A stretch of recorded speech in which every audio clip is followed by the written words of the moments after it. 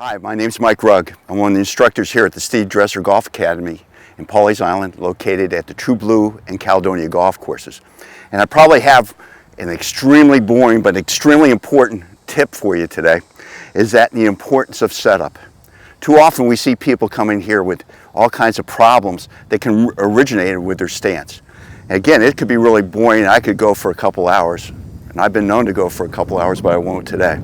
So one of the common things that we see is misplacement of the ball and bad angles here at address. And what I mean by that, most people worry about their feet, but I always like to see, and the average person, have the ball positioned off the inside their left cheek with feet comfortably comfortable width.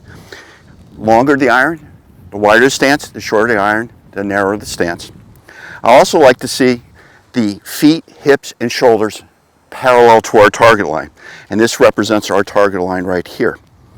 So iron basically off the left cheek, shoulders square. In order of importance, shoulders, hips, feet. Too often we see people with their shoulders open, sometimes their feet closed, all kinds of problems.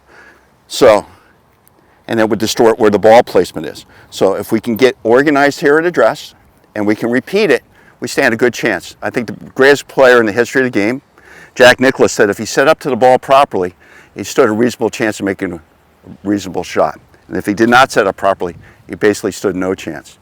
Well, he did a pretty good job of that. Now with the driver, I like to see the width of the stance where the right foot, if you're right-handed, outside the hip. And I like to see the ball off the inside of the shoulder.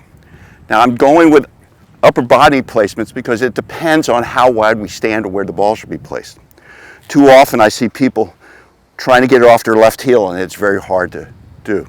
So things go bad, rather than run to YouTube or read a book or listen to your buddies at the 19th hole, go back to seeing where you're set up at address. Are you parallel or you're open? Make sure you get those in line and your game will turn around.